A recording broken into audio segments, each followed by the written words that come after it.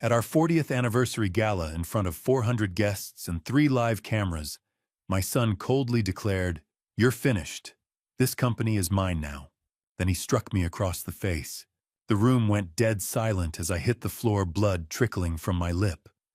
But no one knew that for 10 years I had been quietly setting a trap just for him. And before the sun rose the next morning, everything he thought was his had completely vanished. Before we go any further, thank you for being here. It means more than you know. Drop a comment and tell me where you are watching from, your country, your city. I love knowing who is on the other side of the screen. Note, this story contains fictional elements crafted for entertainment and education. Any resemblance to names or places is coincidental, but the message inside is worth keeping. My son slapped me across the face in front of 400 people at my own company's anniversary gala. And I want you to understand something before I tell you what happened next. I did not fall apart. I did not beg. I did not cry out for anyone to help me. But lying there on the floor of the Harborview Ballroom with the taste of blood spreading across my lip and the sound of 400 people holding their breath all at once, I felt something crack open inside my chest that had nothing to do with the physical pain. It was the sound of 30 years breaking. I had built Sterling Global from a single welding torch and a borrowed dock in Baltimore Harbor. I had buried my wife when Caleb was 2 years old, pressed my face into her hospital pillow, and wept until I had nothing left, and then driven home and made my son scrambled eggs for breakfast because he was hungry, and I was his father, and that was what fathers did. I had worked 20-hour days, missed holidays, eaten cold sandwiches at my desk, and poured every dollar I had back into that company, so that one day my son would have something worth inheriting. And on the night of our 40th anniversary gala, my son used the back of his hand to tell me exactly what he thought all of that was worth. Harrison Pike reached me first. He pushed through the frozen crowd with his briefcase still in his hand, his face the color of ash. And when he knelt down beside me, I could see his jaw working like he was trying to find words and could not locate a single one. "Arthur," he said, and his voice cracked straight down the middle. "Arthur, can you hear me? Can you move?" "I can hear you perfectly well," I said. My voice came out steadier than I had any right to expect. "Stop looking at me like I'm already dead, Harrison. Help me up." His hands shook as he took my arm. I felt the sharp pull in my ribs where I had hit the edge of the speaker platform on the way down, and for a moment the pain was bright enough to make my vision swim. But I pressed my teeth together and breathed through it and got my feet under me because I had not survived 30 years of building an empire from nothing to be carried out of my own ballroom on a stretcher. When I was upright, Harrison's steadying hands kept me from swaying. I could feel the warm trickle at the corner of my mouth, the stark copper taste of reality settling heavily on my tongue. Around me, 400 people stood exactly where they had been standing when Caleb's hand connected with my face.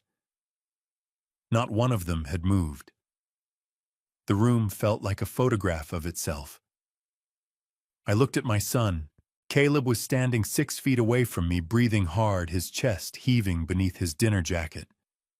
His hand was still slightly raised, as though some part of him had not yet registered what it had just done. His eyes were wild and wet, and his face had gone the color of old wax. "Dad!" he said, and the word came out thin and broken like a man who has just watched himself drive off a cliff and cannot quite believe the ground is that far down. "Dad, I didn't—" "You did," I said. I did not shout. I did not need to. The microphone on the podium was still live, and every syllable I spoke went out across that room like a stone dropped into still water. Caleb's throat moved. His eyes filled, and for one terrible moment I saw the 7-year-old boy who used to fall asleep against my shoulder during long drives, the boy who had pressed a small wooden boat into my hands and told me he would build big ships so I would never have to work hard again. My heart seized so violently that I had to breathe through my nose to keep my expression from breaking. Then Isabella stepped forward from behind the head table, her hand pressed to her mouth, her eyes not on me but on Caleb, calculating, already measuring the distance between herself and the disaster her husband had just become. "Harrison," I said, turning away from my son, "we have work to do." "Yes, sir," Harrison said. His voice was rough, but his hand on my elbow was steady. I walked to the main doors of the ballroom. I did not hurry. I did not look back. With every step I took across that floor, I could hear the murmur rising behind me, the low, shocked sound of 400 people beginning to breathe again, beginning to whisper, beginning to reach for their phones. Good, I thought. Record everything. I want them to see all of it. The doors swung shut behind me, and I stepped into the corridor, and the noise fell away, and Harrison walked beside me toward the elevator, with his briefcase gripped in both hands and his mouth pressed into a thin, determined line. "The car's in the lower garage," he said quietly. "I know where the car is," I said. "And Harrison, call the team. Tell them it begins tonight." The limousine pulled out of the Harbor View's lower garage and turned south toward the harbor, and I pressed 2 fingers against the cut on my lip and stared out at the water. Baltimore Harbor at night looks the same as it did 40 years ago if you know where not to look. The cranes are taller now, the container ships are wider. The lights along the waterfront have multiplied into something almost beautiful. But the water itself is the same dark water, moving the same way it has always moved, indifferent to everything built along its edges. I have always found that comforting. Empires rise and fall on these docks. The harbor keeps moving regardless. Harrison sat across from me with his briefcase on his lap and his phone already in his hand. His fingers were moving across the screen with the focused precision of a man who had been waiting a very long time to make exactly these calls. "The process servers are standing by," he said without looking up. "I can have the first documents delivered before midnight." "Not yet," I said. "Give me 20 minutes. He looked up then, and I could see the question forming behind his eyes, the same question he had been too professional to ask for 10 years. He wanted to know if I was all right. I answered it before he could speak it out loud. "I am not falling apart, Harrison," I said. "I need 20 minutes to think. That is all." He nodded once and went back to his phone, and I turned back to the water, and I let myself go back to the beginning. I was 32 years old when I started Sterling Global. I had $7,000, a second-hand welding torch, and a lease on a quarter of a dock that a retired shipbuilder named George Maitland was willing to rent me for $400 a month because he said I reminded him of himself 30 years earlier, and he wanted to see what I would do with it. I worked from 5 in the morning until 10 at night, 7 days a week, and I ate whatever I could afford, and I slept on a cot in the back office because I could not yet afford the apartment and the dock lease at the same time. My wife Catherine came to that dock every Friday evening with a thermos of coffee and a sandwich wrapped in wax paper. She would sit on an overturned crate and watch me work, and sometimes she would read, and sometimes she would simply watch the water, and she never once told me it was too much or asked me when it would get easier. She had a quality I have never found in another person, a perfect, steady faith that did not require reassurance. She simply believed we would make it the way some people believe in gravity. It never occurred to her to question it. Caleb was born in the spring of our 4th year. I held him in the delivery room with grease still under my fingernails despite 3 rounds of scrubbing. And I remember thinking that he was the most astonishing thing I had ever seen, and that I would do anything, absolutely anything, to make sure the world was kind to him. Catherine died 22 months later. A brain aneurysm sudden and total on an ordinary Tuesday morning while Caleb was eating cereal in his high chair. She was 31 years old. I drove to the hospital, and a doctor I had never met told me she was gone, and I sat in a plastic chair in a corridor that smelled of antiseptic, and I pressed my hands flat against my thighs to stop them from shaking, and I thought about my son sitting at home with the babysitter, waiting for one of his parents to come back. I drove home. I lifted Caleb out of his high chair. He laughed and grabbed my collar with both fists the way he always did, and pressed his forehead against mine and said, "Dada," in the particular tone he used when he was pleased to see me, and I held him against my chest, and I breathed in the smell of his hair, and I made him a promise I never spoke out loud, but have kept every day since. I will not let you fall. Whatever it costs me, I will not let you fall. For 7 years, that promise was easy to keep. Caleb was a serious, bright, affectionate boy who followed me to the dock on weekends and asked questions about everything and fell asleep in the truck on the way home with his head against the window. On the morning of his 7th birthday, I found an envelope on my desk. Inside was a note in his careful block letters and a small wooden boat he had carved himself from a piece of scrap timber, painted dark blue with the name Sterling on the hull. The note said, "After this I will build big ships so you never have to work this hard again." My chest tightened so sharply I had to sit down. I read the note 3 times. Then I walked to the small fireproof safe I kept in the back office, placed the boat inside and locked it. I told myself I was keeping it safe. What I was actually doing was keeping it close the way you keep the things you are most afraid of losing. I kept that boat in the safe for 31 years. I kept it there through every expansion, every acquisition, every contract we won, and every one we lost. I kept it there through Caleb's graduation and his first day at the company and his wedding to a woman whose eyes, when she looked at my son, reminded me of a person calculating the square footage of a room she intended to redecorate. I kept it there through 5 years of watching my son slowly become someone I recognized less and less with every passing Sunday. "Arthur." Harrison's voice came from across the seat. 20 minutes. I pulled my eyes away from the harbor. "All right," I said, and straightened up and let the memory go. "Let's begin. I spent 30 years reading contracts for a living, and the most important thing I learned in those 30 years is that the most dangerous language is never the language that sounds threatening. It is the language that sounds perfectly reasonable right up until the moment it destroys you." Isabella Belmont walked through my front door on a Sunday evening in October, wearing a cream-colored dress and a smile that reached her eyes exactly as far as she had calculated it needed to reach. Caleb had his hand on the small of her back, and his chin slightly lifted the way he used to stand as a boy when he was proud of something and wanted me to notice.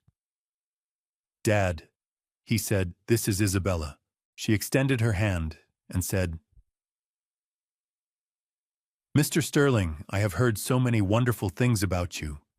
And her voice was warm, and her grip was firm, and she looked directly at me when she spoke, which most people consider a sign of honesty. I have negotiated enough contracts to know it is also the first technique you learn when you want someone to trust you quickly. I shook her hand and smiled and said, "Welcome to the house, Isabella." And I meant it because she was Caleb's choice. And Caleb's happiness was the only thing I had ever truly cared about building. I was wrong to mean it, but I did not know that yet. The Belmont family had what I have always thought of as inherited confidence, the particular ease of people who have never had to earn the room they walk into.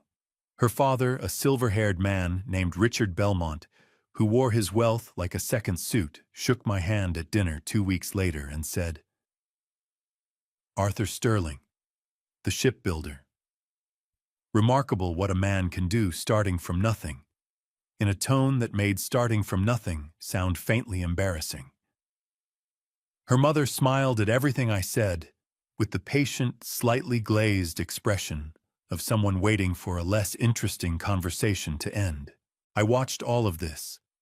I filed it away. And I told myself that Isabella was not her parents, and that Caleb was a grown man capable of making his own choices, and that my job was to support him, not to audit his heart. For the first year, I almost convinced myself I was right. But I have always been better at reading people than I am at pretending I have not read them. And what I read in Isabella Belmont during that first year was a woman who had looked at my son and seen not a person she loved, but a position she intended to occupy. She laughed at his jokes a half-second too late. She touched his arm in public with the deliberate care of someone managing an impression. And when she looked at me beneath the warmth and the careful eye contact, there was a quality I recognized from 30 years of boardrooms, the look of a person who has already decided what something is worth and is simply waiting for the right moment to make their move. The change in Caleb came slowly enough that I could almost believe it was not happening. It began with small things. He started arriving late to Monday morning meetings without explanation, which he had never done before. He began ordering things for his office furniture equipment renovations without submitting the standard approval requests. He stopped asking my opinion on contracts he once would have brought to me automatically, and when I offered it anyway, he received it with a new flatness in his expression that he tried to disguise as attentiveness. Then one evening, I walked past the study in my house where Caleb was on the phone, and I heard Isabella's voice through the speaker, low and unhurried, and absolutely certain of itself. "His money should already be yours, Caleb," she was saying. "Every dollar he makes you beg for is a dollar he's using to keep you on a leash. You built half of what that company is today. You know that. Everyone who matters knows that." My hand tightened on the doorframe. My stomach dropped the way it does when you are reviewing a contract, and you find the clause that was designed to ruin you, not with anger, but with the cold, nauseating clarity of understanding exactly what you are dealing with. Caleb's voice came back lower. "It's not that simple, Bella. He built it from nothing. I can't just—" "You are not taking anything from him," Isabella said, and her voice sharpened by precisely 1 degree. "You are simply claiming what is already yours. There is a difference. Think about it." I stepped back from the doorway. My chest ached with a pain that had nothing to do with my ribs. I walked to the kitchen, put the kettle on, and stood at the window watching the street outside while the water heated, and I thought about my son's voice, the slight hesitation, the way he had started to say something true, and stopped himself. He had not agreed with her. But he had not pushed back either. 3 weeks later, I received the first bank notification on my personal secure line. A wire transfer from the shadow fund account I had established 8 years earlier precisely for the purpose of documentation. $1.2 million. Destination Belmont Family Holdings, LLC. I stood in my study and read the notification twice. Then I picked up the phone and called Harrison Pike. "It has started," I said. "How much?" Harrison asked. 1.2, I said. "First transfer." There was a brief pause on the line, and then Harrison said in the quiet voice he uses when something is serious, "Do you want me to stop it?" "No," I said. "I want you to record it. Every single one." Harrison Pike has been my attorney for 30 years, and in that time, I have called him at unreasonable hours on more occasions than either of us would care to count. He has never once answered the phone with anything other than complete alertness, as though he keeps himself in a permanent state of readiness for exactly the kind of news that cannot wait until morning. It is one of the qualities I have valued most in him. The night I called him, after intercepting Isabella's phone call, it was 11:43. He answered on the second ring. Harrison, I said, I need you to come to the house tomorrow morning, early, and bring the reputation protection agreement that Caleb signed when he took the director position. There was a brief pause. The standard onboarding package, Harrison said carefully. That is what Caleb believes it is, I said. Yes. Another pause, longer this time. Then Harrison said, 7 o'clock, 6:30, I said. And Harrison, do not mention this call to anyone. He arrived at 6:28 with 2 coffees and his leather briefcase, and the particular expression he wears when he already understands more than he has been told. We sat at my kitchen table as the sun came up over the harbor, and I told him everything I had seen over the previous 18 months. And when I was finished, he set his coffee down very carefully and looked at me across the table. You built the shadow fund before any of this started, he said. It was not a question. I built it 8 years ago, I said. The week after Caleb told me he was serious about Isabella Belmont, I had a feeling I hoped I was wrong about. Harrison nodded slowly. And the reputation protection agreement was never standard, I said. You wrote it. You know exactly what is in it. He opened his briefcase and laid the document on the table between us. 4 pages, dense with legal language, the kind of language that looks routine to anyone who has not spent decades learning to read it. Caleb had signed it on his first day as director, along with 11 other documents in a session that lasted 40 minutes. I know because I timed it. He had not read a single page. Clause 7. Harrison said, turning to the 3rd page and setting his finger beneath a paragraph. Gross misconduct. Any act of physical violence, verbal assault, or conduct materially damaging to the reputation of Sterling Global or its leadership committed by a senior officer constitutes grounds for immediate termination without notice or severance. And Clause 12, I said. Shikake, clawback provision. Harrison's voice was professionally flat, the way it gets when he is reading something with real consequences attached to it.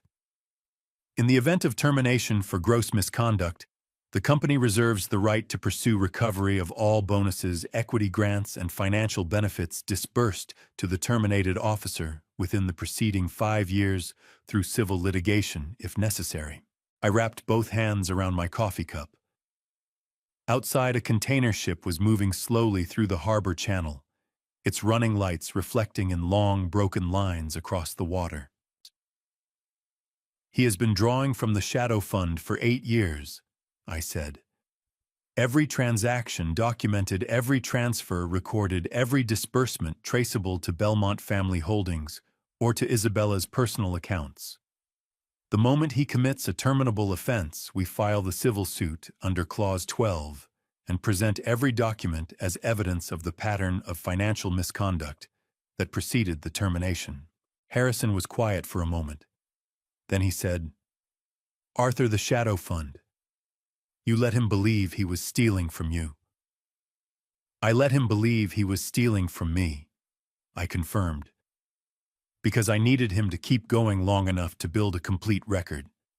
If I had stopped him at the first transfer, I would have had grounds to terminate him for financial misconduct, but nothing large enough to pursue full recovery. I needed the full picture. Harrison pressed his lips together. And you never once considered simply talking to him? The question landed in my chest, like a stone dropped into deep water. I felt the ripple of it move through me, and I breathed through it before I answered. I talked to him every Sunday over a bowl of soup he cooked for me, I said. I looked him in the eye every single week, and I gave him every opportunity to stop. He did not stop, Harrison. He got worse. There comes a point where a father has to accept that his love for his child cannot override his responsibility to the truth. Harrison picked up his pen. He did not argue. That is another thing I have always valued in him. He understands the difference between a decision that needs to be questioned and a decision that has already been made. We spent the next 4 hours restructuring the trust documents and updating the beneficiary designations.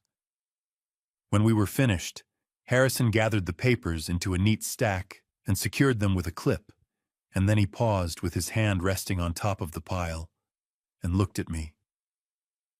"There is one name here I was not expecting," he said. "Aiden Reeves," I said. Harrison's expression shifted by a fraction. "Who is Aiden Reeves?" I stood up and carried my empty cup to the sink. Outside the window, the harbor was fully lit, now the morning shift beginning on the docks below. "That," I said, "is a conversation for another day. But make sure the trust is airtight, Harrison. That child is the entire point of everything. The story is now reaching truths beyond imagination. To let me know you're still standing with Arthur in this battle, please comment on the number 1 below. And please note, the following scenes contain certain fictional elements to heighten the drama. If you feel this is not for you, you may stop the video right here. But if you're ready, let's begin the most brutal chapter. This was 2 years before the night of the gala. Aiden was 3 years old the first time I drove to Providence, and I want to tell you how that visit happened, because it is the part of this story that made everything else worth doing. There are things a father knows about his son that the son does not know he has revealed. The way Caleb used to say Elena's name in the 2 years before he met Isabella quickly, with a slight drop in his voice at the end. The way people say the names of things they are trying not to want told me more than any conversation we ever had on the subject. He had dated Elena Reeves for 3 years in his late 20s. She was a school teacher from Providence, Rhode Island, the daughter of a carpenter and a woman who ran a small bakery on the east side of town. She had dark hair and a directness about her that I had always found refreshing, and on the 2 occasions I met her, she had looked at me the way people look at you when they are genuinely interested in what you think rather than in what you own. I liked her immediately. I liked her in the uncomplicated way you like the people who are exactly who they appear to be. Caleb left her for Isabella Belmont in the spring, 10 months after Richard Belmont had invited him to a charity dinner at the Harbor Club and introduced him to his daughter. I do not know precisely what was said at that dinner. I know only that Caleb came home from it with a new quality in his eyes, a brightness that was not happiness, but ambition, and that 6 months later he told me he and Elena had parted ways, and that 3 months after that he brought Isabella through my front door. I did not hear Elena Reeves's name again for 2 years. The person who told me was a woman named Patricia Holloway, a retired nurse who had worked at the same Providence Elementary School where Elena taught and who attended the same church as a woman in my accounting department. The chain of connection was long and unlikely, and I have thought since that if any single link in it had been different, I might never have known. Patricia Holloway told my accountant's friend, who told my accountant, who came to me directly because she had worked for me for 19 years, and understood that certain kinds of information needed to go to the top. What she told me was this: Elena Reeves had been pregnant when Caleb left her. She had not told him. She had moved back to Providence, had the baby alone, and had been raising the child by herself for the past 2 years, without asking anyone for anything. I sat with that information for 3 days before I did anything with it. I turned it over the way you turn over a problem that has more dimensions than it first appears to have. And at the end of 3 days, I got in my car on a Saturday morning and drove to Providence alone, without telling Harrison, without telling anyone. Elena Reeves opened her front door and looked at me, and I watched the recognition move across her face. She knew who I was, followed immediately by a wariness that pulled her shoulders back and lifted her chin by precisely half an inch. "Mr. Sterling," she said. Her voice was level, but her hand tightened on the doorframe. I was not expecting you. I know, I said. I apologize for coming without notice. I will leave immediately if you ask me to. But I would like to talk if you are willing. She studied me for a long moment. Her eyes were dark and steady and gave nothing away, and I thought that whatever else Caleb had thrown away when he left this woman, he had thrown away someone with considerably more backbone than he deserved. You can come in, she said finally. But I want you to understand something before you do. I am not interested in money, Mr. Sterling. I am not interested in arrangements or agreements or anything that comes with conditions attached. If that is why you are here, you can turn around right now, and we will both pretend this did not happen. That is not why I am here, I said. She held the door open, and I stepped inside. The house was small and clean, and full of the particular warmth of a home that is genuinely lived in children's drawings, pinned to the refrigerator, a pair of small sneakers by the door, a stack of picture books on the coffee table with a stuffed elephant balanced on top. It smelled of coffee and crayons and something baking in the kitchen, and standing in that hallway, I felt a tightness in my throat that caught me completely off guard. I heard him before I saw him. A small voice from the kitchen, high and clear, asking whether the cookies were ready yet. Elena called back that they needed 5 more minutes, and then a small boy appeared in the kitchen doorway, 3 years old, with dark hair that curled slightly at his temples, and his mother's steady dark eyes, and a smear of what appeared to be chocolate on his left cheek. He looked at me without any of the shyness most small children show with strangers. He simply looked with the frank, unhurried curiosity of someone who has not yet learned to pretend he is not looking. "Are you the man who builds ships?" he asked. "Mom has a picture of a ship in her room." My throat closed so completely that for a moment I could not have spoken if my life depended on it. I crouched down to his level, and my knees ached with the effort, and I looked at my grandson for the first time, and I felt something shift in my chest that I did not have a name for, yet something vast and quiet and entirely new. I managed. "My name is Arthur." He considered this with great seriousness. Then he nodded, apparently satisfied, and said, "I'm Aiden. Do you want to see the boat I made?" Behind him, I heard Elena draw a slow breath. I looked up at her over Aiden's head, and her eyes were bright with something that was not quite tears, but was close enough that she pressed her lips together and looked away toward the window. "I would like that very much," I told my grandson. "I would like that more than almost anything. I want to tell you something about performance. Every great performer knows that the hardest role to sustain is not the villain and not the hero. It is the audience member. The person who watches everything, reacts to nothing, and gives no indication whatsoever that they know the show is a show. I played that role for 5 years at my own kitchen table every Sunday evening, and I want you to understand that it was the most difficult thing I have ever done. More difficult than building the company. More difficult than burying my wife. More difficult even than lying on the floor of a ballroom with my son standing over me. Because at least on that ballroom floor, I was allowed to feel what I felt. Caleb began cooking Sunday dinners for me the winter after he married Isabella, and he was good at it in the particular way of people who learn to cook as an act of love and never lose the instinct even after the love has changed into something else. He made the soup my mother used to make a thick navy bean and ham soup that takes 4 hours if you do it properly.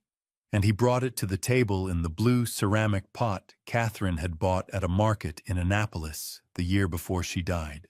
The first time he set that pot on the table, my chest tightened painfully. I did not think he remembered where it had come from. I was not certain even that he knew, but I smiled and said, "That smells exactly right." And he smiled back with something genuine in it.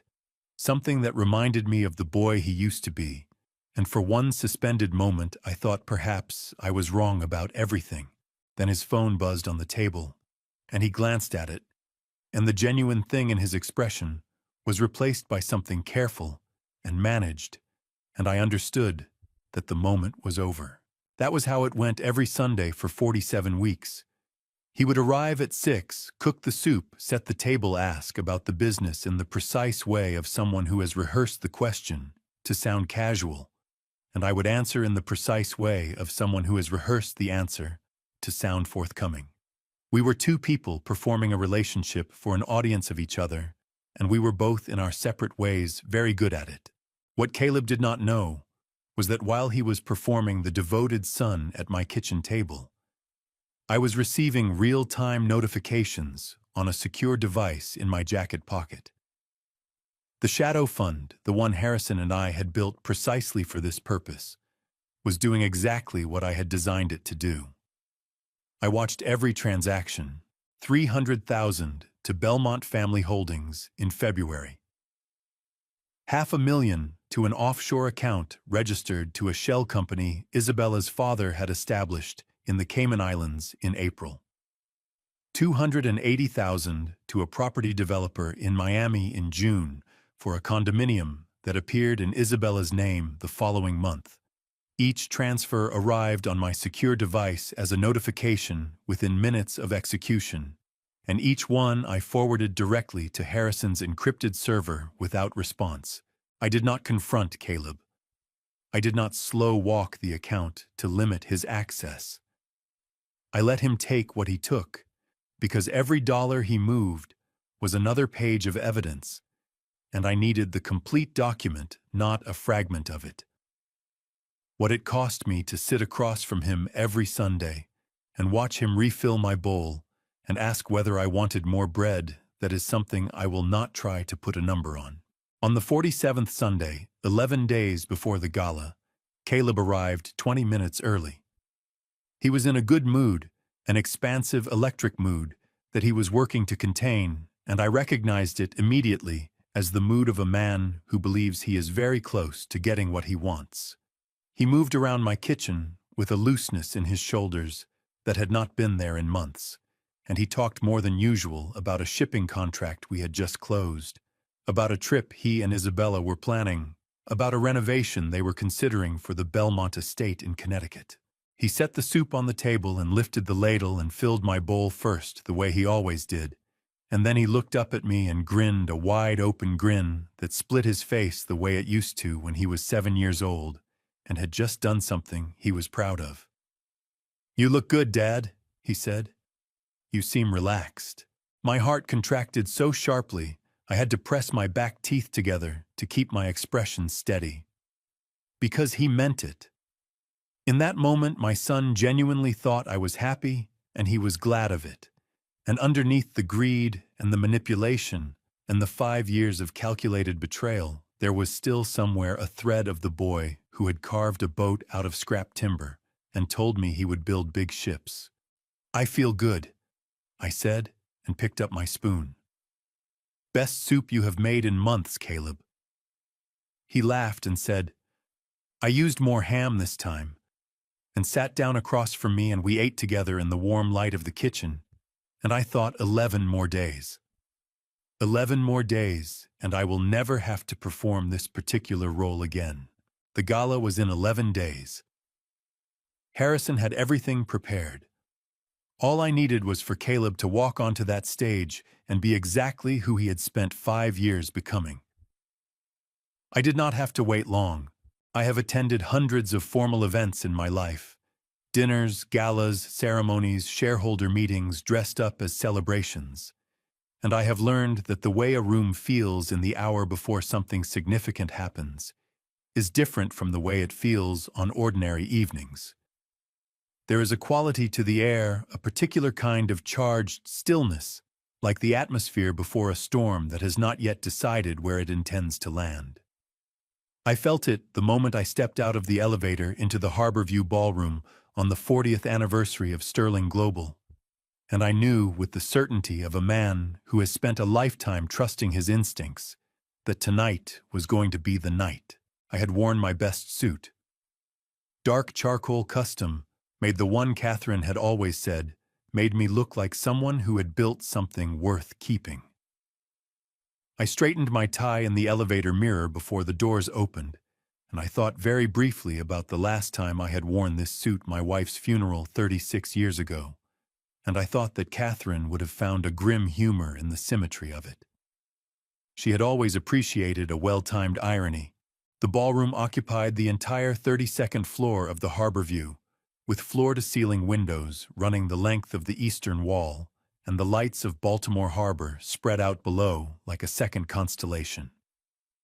The room held 400 people comfortably, and tonight it held exactly 400. Every seat at every table filled every significant name in the maritime industry and the broader Baltimore business community present, along with 3 television crews, and no fewer than a dozen journalists from trade publications and general press. I had arranged for comprehensive media coverage myself. I wanted witnesses. I wanted the kind of witnesses whose job it is to record things accurately. The event coordinator, a brisk young woman named Sandra, who had been managing Sterling Global's formal events for 6 years, met me at the elevator with a tablet and a smile and a question about the evening's running order. I told her everything was proceeding as planned and thanked her for her work, and she went back to her tablet, and I moved into the room. I found my table front and center, as befitting the founder, and I did not sit down immediately. Instead, I stood at the edge of the room, and I took a slow inventory of everything I needed to know. Harrison Pike was already in position. He was seated at a table near the southeast corner of the room, close enough to the main floor to move quickly if needed, far enough from the head table to avoid drawing attention. His briefcase was on the floor beside his chair, and he was speaking with the couple seated next to him, with the relaxed ease of a man attending a pleasant social occasion, which is precisely what he wanted everyone around him to believe. He caught my eye across the room for exactly 1 second, and then looked away. That was all the communication we needed. The Sterling Global media team had set up 3 camera positions, one at the back of the room, covering the full floor, one on a raised platform to the left of the stage, capturing the head table, and one mounted on a track along the right wall for close coverage of the podium. All 3 were feeding to a live stream that was at this moment being watched by approximately 12,000 people on the company's digital channels. I had personally approved the streaming setup 2 weeks earlier. I am telling you this because I want you to understand that nothing that happened in that room later was undocumented. Every angle was covered. Every word spoken near a microphone was recorded. I had not arranged this for the purpose of what came later. The stream was a legitimate part of the anniversary celebration, but I had not arranged the evening without considering its possibilities. The Belmont family arrived as a group at 7:40, 20 minutes after the formal start time, which told me everything I needed to know about how they had decided to frame the evening. Late enough to make an entrance. Early enough to claim it was not intentional. Richard Belmont came through the door, first silver-haired and broad-shouldered, in a dinner jacket that probably cost more than most people's monthly rent, with his wife Margaret on his arm and 2 of their associates behind them. They moved into the room with the practiced ease of people who have spent their entire lives believing that rooms belong to them by default. Isabella came next in a floor-length gown the color of deep water. Her dark hair swept up at the back of her neck. Her posture so precisely correct, it looked almost architectural. She was, I will say, without qualification, a genuinely striking woman. I have never disputed that. What I have always disputed is the use she made of it. Caleb was beside her, his hand at her elbow, his dinner jacket perfectly fitted, his hair combed back from his face with the careful neatness of a man who has checked his appearance more than once tonight. He looked confident. He looked, in fact, more confident than I had seen him look in years, with a brightness in his eyes, and a set to his jaw that I recognized as the expression of someone who has decided that tonight is the night everything changes. He was right about that, at least. They moved to the head table where their names were on the place cards, and Caleb pulled Isabella's chair out for her with the automatic courtesy of a man performing the gestures of a good husband, and she sat and touched his arm briefly and said something in his ear that made him straighten slightly and nod. I watched all of this from my position near the front of the room, and I felt nothing that resembled anger. What I felt was something closer to a profound and exhausted sadness, the sadness of a man watching a fire he has been unable to prevent finally reach the thing he had hoped it would spare. The first course was served. The room settled into the comfortable noise of 400 people eating and talking and conducting the pleasant surface business of a formal celebration. I ate my soup. I made conversation with the shipping executives on either side of me. I laughed at 2 jokes I barely heard. Then somewhere between the salad course and the main, I watched Caleb reach into the inside pocket of his dinner jacket and withdraw a folded piece of paper.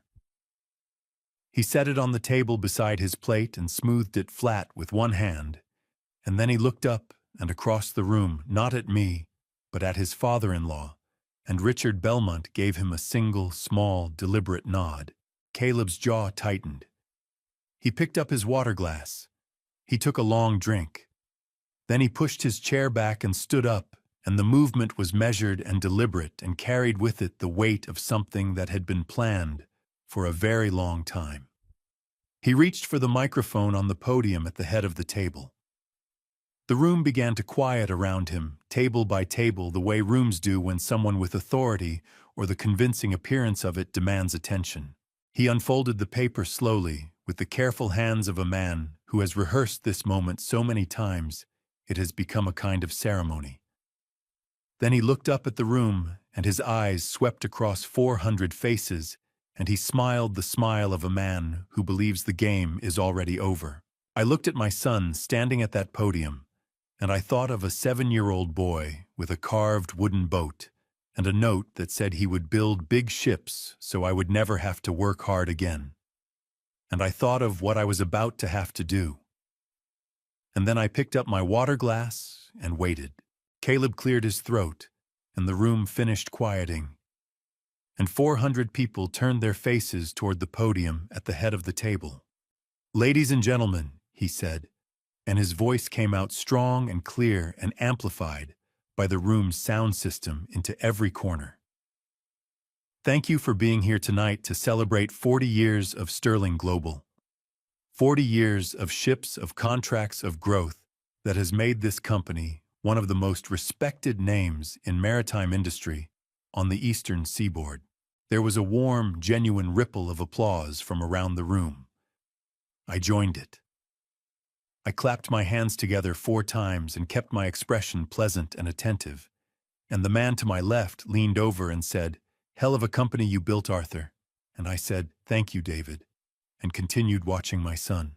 Caleb waited for the applause to subside, and then he smiled, and the smile shifted into something different from the warm, professional expression he had been wearing a moment before. It became something sharper, something private. The smile of a man stepping out from behind a curtain he has been standing behind for a long time. 40 years is a long time, he said.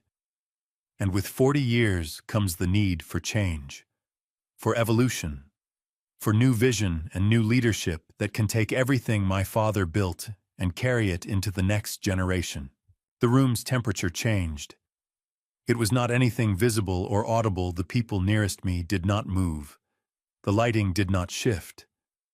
But I have sat in enough rooms to feel when the air in one of them changes quality, and it changed then. A careful attention settled over the 400 people in that ballroom, the particular attention of people who have just realized that what they are watching may not be what they were told they were coming to see. "As of this evening," Caleb said, and he straightened to his full height and looked out across the room with the expression of a man planting a flag. "I am formally assuming the role of Chairman and Chief Executive Officer of Sterling Global, effective immediately." He turned his eyes to me then, and his voice dropped by half a register. "You're finished, Dad. This company is mine now." The silence that followed lasted approximately 3 seconds. Then the Belmont table erupted into applause. Richard Belmont clapping with the vigorous enthusiasm of a man whose investment has just paid off. Margaret Belmont smiling her glazed, patient smile, the two associates beside them following suit with slightly less certainty. The sound of their applause in the middle of 400 people's stunned silence was one of the loneliest sounds I have ever heard in a room full of people. No one else clapped. I set my water glass down on the table. I folded my napkin and laid it beside my plate. I pushed my chair back and stood up, and as I rose, I felt the eyes of the room shift toward me like a compass finding north, and I buttoned my jacket and walked toward the stage with the measured, unhurried pace of a man who has been walking toward this moment for 10 years and sees no reason to rush it now. Caleb watched me come. The confidence in his face did not disappear immediately. It was too well constructed for that, but something moved behind his eyes. A flicker. The first hairline crack in the certainty. "Dad!" he said into the microphone, and his voice carried an edge of warning wrapped in the language of greeting. I heard you, Caleb, so," I said. I had reached the podium. I extended my hand toward the microphone, not grabbing, not demanding, simply waiting with the patient expectation of a man who knows the object will be handed to him. After a moment that stretched itself very thin, Caleb stepped back and I stepped forward. I looked out at 400 faces. I recognized most of them. I had shaken most of their hands, signed contracts, with many of them spent decades building the relationships that filled this room. I felt looking at them a strange and clarifying calm, the calm that comes when you have been preparing for something long enough that the moment of it feels less like an emergency and more like an arrival. "Good evening," I said. "I want to thank my son for his enthusiasm, and I want to address what he has just said directly, because I believe everyone in this room deserves clarity rather than confusion." I paused and let the silence hold for exactly long enough. "Chugika. What Caleb has just announced is not legally possible," I said. "Sterling Global is held within a private trust, of which I am the sole trustee. The chairmanship and the chief executive position cannot be assumed by any individual without the written authorization of the trust countersigned by the trust's legal administrator. No such authorization exists. No such document has been signed. What Caleb has described tonight is not a transition of leadership. It is a unilateral declaration with no legal standing whatsoever." The room was absolutely still. I could hear the faint sound of the harbor through the building's ventilation system 32 floors below. "I want to be clear," I continued, "that I bear no ill will toward my son for his ambitions. Ambition is not a flaw, but ambition exercised without legal foundation, announced publicly without authorization before the press and before our partners and before every significant relationship this company has spent 40 years building, that is a different matter entirely. That is a matter I intend to address through the appropriate channels beginning tonight." I looked at Caleb, then directly the way I used to look at him when he was a boy and had done something he knew was wrong and was waiting to find out what the consequences would be. His face had gone very pale. His jaw was working. His hands, I noticed, were gripping the sides of the podium with a force that had whitened his knuckles. "Ah, Dad," he said, and his voice had dropped to something lower and rougher, stripped of the polished confidence he had walked into the room wearing. "Dad, you don't understand what you are doing." "I understand exactly what I am doing," I said quietly. "The question, Caleb, is whether you understand what you have already done." He stared at me. His chest was heaving. Behind him I could see Isabella at the head table perfectly still, her hand pressed flat against the tablecloth. Her eyes moving between her husband and her father with the rapid calculation of someone running numbers that are not adding up the way they were supposed to. Richard Belmont had stopped clapping. Caleb's hand tightened on the podium until I thought the wood might crack under it. His eyes filled with something wet and furious and humiliated, and his voice, when it came, had changed into something I had never heard from him before. Something raw and ugly and past the point of caring what it sounded like. "You want to talk about what I understand," he said. "Fine. Let's talk about what I understand. Let's talk about what it has been like being your son." What Caleb said next, I will tell you exactly. I will not soften it or summarize it or protect you from it, because the truth of what happened in that room deserves to be recorded precisely, and because I have found that the things we are most tempted to smooth over are usually the things that most need to be seen clearly. He took the microphone back. His hand was shaking as he gripped it, trembling with the particular violence of a man who has been holding something in for a very long time and has finally decided to let it go. "Do you know what it is like?" he said, and his voice cracked on the second word and then steadied into something hard and cold.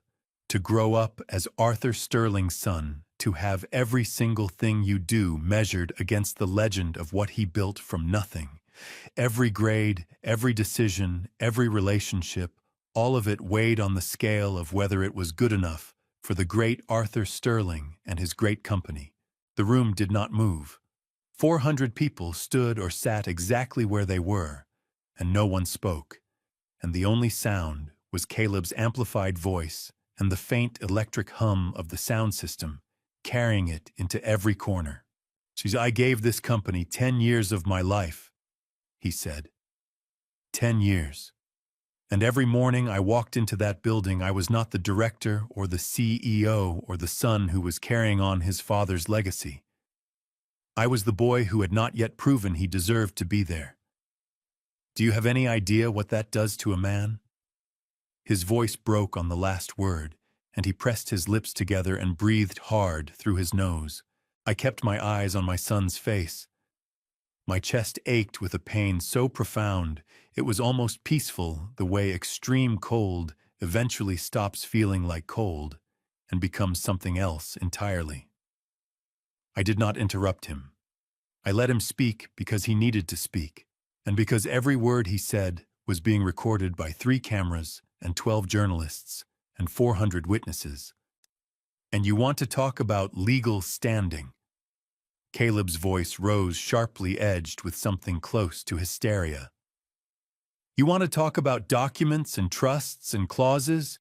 That is all you have ever had, isn't it? Papers, contracts, legal language? You built a company, and you lost a wife, and you raised a son, and every single piece of it was managed like a transaction. Did you ever even once just be my father without it being about the company?" He was crying now.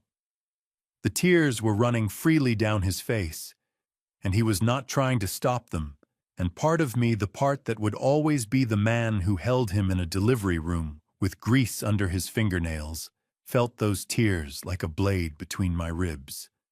Then he said the thing about his mother, "Do you know why she died?" His voice dropped to something low and vicious and deliberate. "Not the medical reason. The real reason. She died because living with you was slowly suffocating her. Because you turned everything into a balance sheet. She didn't die of an aneurysm, Dad. She died to get away from you. And honestly..."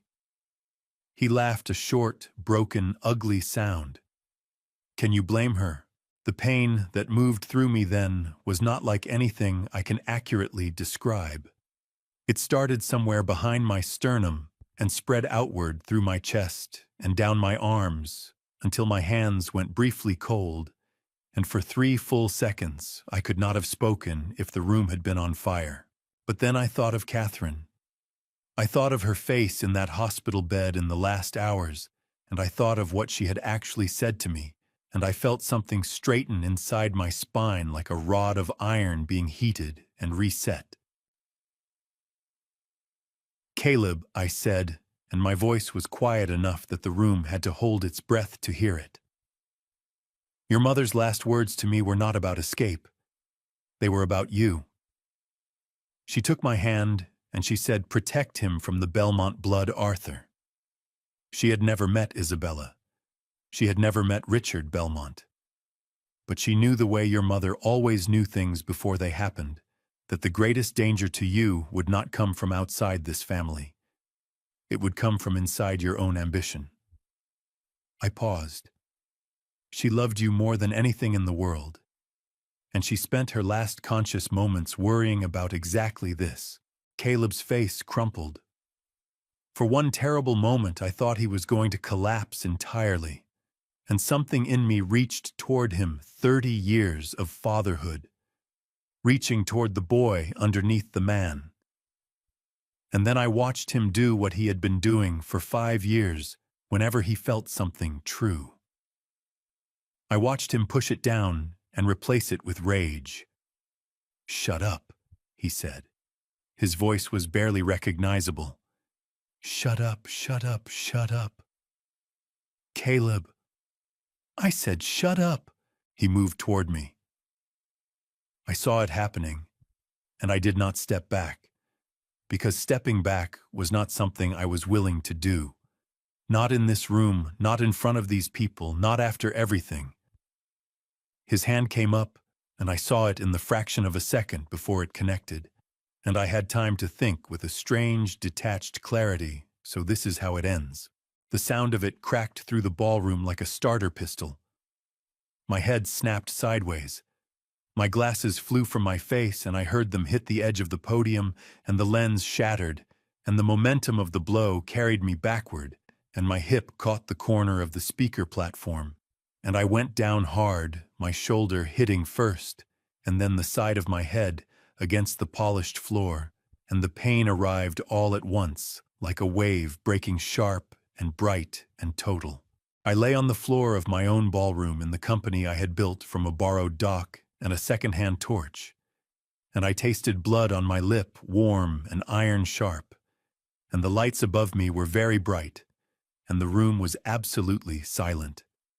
I turned my head and looked up at my son.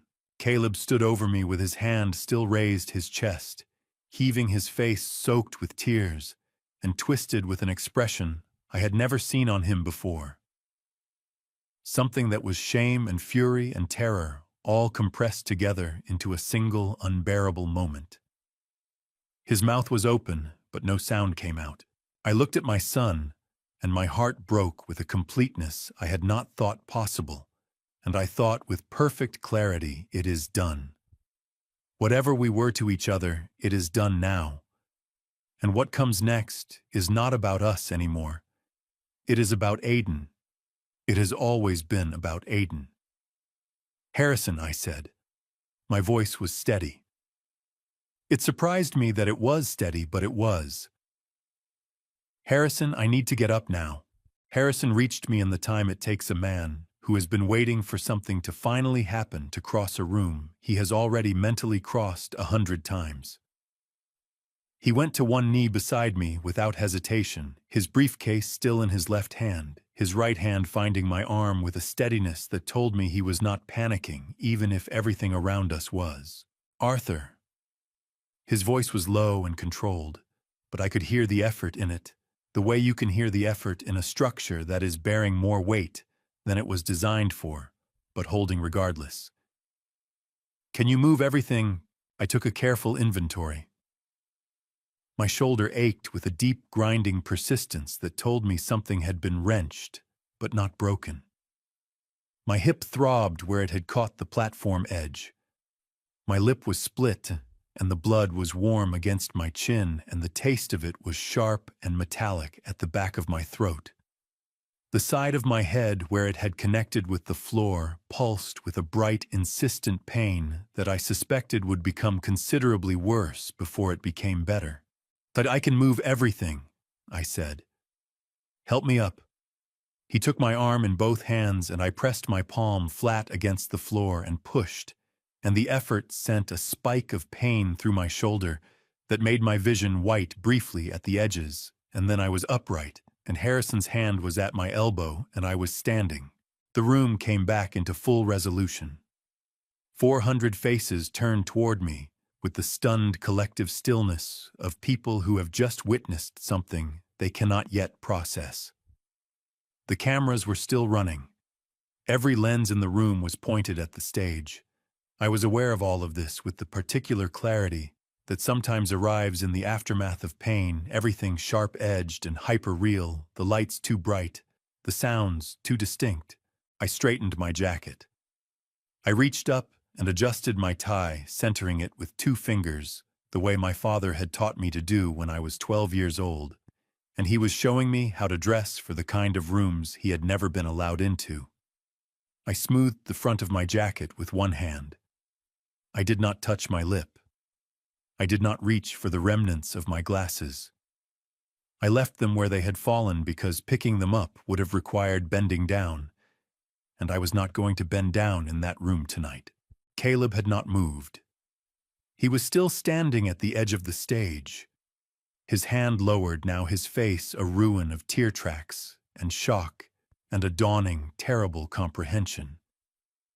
His mouth was open slightly. His breathing was audible from where I stood, rapid and shallow, the breathing of a man whose body has registered what his mind has not yet caught up to. Isabella had risen from her seat at the head table. She was standing with both hands pressed flat against the tablecloth, her posture rigid, her eyes moving between Caleb and the room with the rapid, calculating focus of someone assessing damage in real time. She was not crying. She would not cry tonight. That was not the kind of woman she was. Richard Belmont had both hands flat on the table and was studying the surface of it with the concentrated attention of a man who has suddenly discovered an urgent interest in the grain of the wood. I looked at my son for a long moment. My chest ached with the full weight of 38 years. Every morning I had gotten up before dawn to go to the dock, so he would have a future every school play I had attended. Still smelling of machine oil every Sunday, I had sat across from him and eaten his soup and pretended not to know what he was doing to me. All of it was in that look. All of it, and the grief of it, and the love underneath the grief that I knew would not go away simply because tonight had happened. Caleb's chin trembled. His eyes filled again, fresh tears moving over the tracks of the ones that had already dried on his face. "Dad," he said, and the word came out destroyed. Hollow and small and entirely unlike the voice of the man who had stood at that podium 20 minutes ago with the confidence of a conqueror. "Dad, I don't know why I..." "Should you do know why," I said. My voice came out quiet and level, and without any anger in it at all, which I think surprised him more than anything else that had happened tonight. "You know exactly why, Caleb, and so do I. And so does every person in this room." His face crumpled completely. A sound came out of him that I can only describe as the sound of something structural giving way, a sob wrenched up from somewhere deep and involuntary, the kind of sound that bypasses the will entirely and simply arrives. He pressed his fist against his mouth to stop it, and his shoulders shook with the effort of containment. I looked at him for one more moment. I let myself feel fully and without flinching exactly how much this hurt. I let the pain of it move through me completely because I have learned that the only way through grief is through it, and because I knew that after tonight, I would need to have already felt this in order to do what came next. Then I turned away from my son. "Harrison," I said. "Right here," he said, and he was exactly where he had been, his hand still at my elbow, his briefcase in his other hand, his face composed into the professional steadiness I had relied on for 30 years. We walked to the main doors together. I set my pace deliberately, not hurrying, not performing slowness, simply walking at the pace of a man who knows where he is going and is not afraid of arriving. Around me, I heard the room begin to breathe again, a collective exhalation that moved through 400 people like a wave, followed by the low, urgent sound of voices beginning to talk. The doors opened. The corridor was cool and quiet after the charged air of the ballroom. A hotel staff member standing near the elevator looked at me with wide eyes and started forward, and I shook my head once, and he stopped. We reached the elevator. Harrison pressed the button. The doors opened immediately, as though the building itself had been waiting. Inside, as the doors closed, Harrison opened his briefcase and looked at me across it. "The process servers are ready," he said. "The documents are prepared. Every team is standing by. I only need one word from you." I looked at my reflection in the polished elevator doors. A 72-year-old man in a charcoal suit, with a cut lip and no glasses, standing very straight, looking back at me with an expression I recognized as the one I had worn the morning I signed the founding documents of Sterling Global 40 years ago. The expression of a man who has made a decision he will not be reversing. Outside, 32 floors below, I could hear the first faint wail of police sirens beginning to rise from the direction of the harbor. "Begin," I said. My study at home is not a large room. It holds a desk, 2 chairs, a wall of bookshelves, and a fireproof safe built into the wall behind a panel of oak that Catherine had picked out the year we moved in because she said it matched the color of the harbor at low tide. It is not the kind of room that looks like the headquarters of anything significant. But by the time Harrison and I arrived at 11:47 that night, it had become the most consequential room in Baltimore. Harrison set his briefcase on the desk and opened it, and the stack of documents inside was 3 inches thick, rubber-banded into separate sections with colored tabs that corresponded to a sequence we had mapped out and refined over the course of 10 years. Every document was signed. Every document was dated. Every document had been reviewed by Harrison's firm within the past 30 days to ensure it remained current, binding, and executable without delay. He looked at me across the desk. "Ready?" "Ready," I said. "Midnight sequence. In order?" Harrison picked up his phone and began to make calls. The first call went to the head of Sterling Global's Human Resources Department, a meticulous woman named Barbara Crane, who had been briefed 3 weeks earlier that she might receive a call from Harrison Pike at an unusual hour, and that if she did, she was to treat it as the highest priority matter the company had ever placed before her. She answered on the first ring, which told me she had been waiting. "Ms. Crane." Harrison said, "This is Harrison Pike. I am transmitting the termination notice for Caleb Sterling now. The grounds are gross misconduct under Clause 7 of his employment agreement. The termination is effective as of 11:59 tonight. Please ensure that his system access, building access, and all associated credentials are revoked before midnight." There was a brief pause on the line, and then Barbara Crane said, in the level professional tone of a woman who has prepared for exactly this, "Understood, Mr. Pike. It will be done." Harrison ended the call and looked at me. "1," he said. "Next," I said. The second call went to Sterling Global's fleet operations manager. Caleb had been using 2 company vehicles, a black Range Rover registered to the company's executive pool, and a Mercedes sedan assigned to his office, along with a Gulfstream G550 that the company leased, and that Caleb had been using for personal travel at company expense for the past 3 years. Harrison had prepared formal asset recovery notices for all 3 compliant with Maryland vehicle and aviation regulations, requiring 48 hours written notice before physical recovery could proceed. The notices were transmitted electronically at 12:01, which meant recovery could begin in 48 hours. The vehicles would be gone by Thursday morning. I watched Harrison work with the particular admiration I have always felt for people who are genuinely excellent at what they do. He moved through the sequence with a calm, systematic precision that reminded me oddly of the way the best welders work: no wasted motion. No hesitation, every action placed exactly where it needs to be placed. At 12:30, Harrison filed the emergency civil lawsuit with the Baltimore City Circuit Court, seeking recovery of $450 million under the clawback provision of Caleb's employment agreement. The filing cited the video evidence of the assault, the termination notice, and 5 years of documented financial transfers from the Shadow Fund as the basis for the claim.